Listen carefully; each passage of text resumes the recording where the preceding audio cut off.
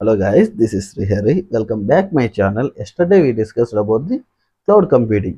In today's video, we will discuss types of services in cloud computing. There are three main models here.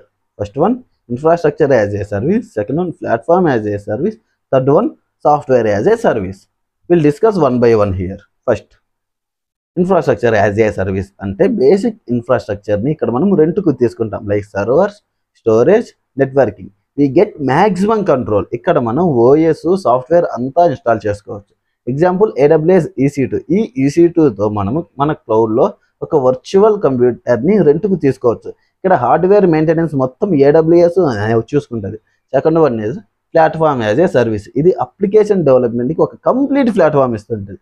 Infrastructure as a service కన్నా ఇది simple to use.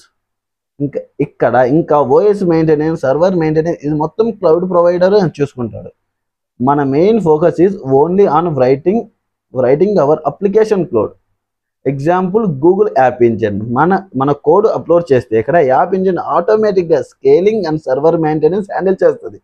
Infrastructure గురించి మనకు అసలు వర్రీనే అవసరం లేదు ఇక్కడ. Third one is the software as a service.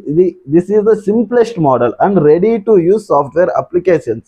Install cheyanakkarledu, maintain cheyanakkarledu. Just open the browser and we can use it. Example Gmail and Zoom.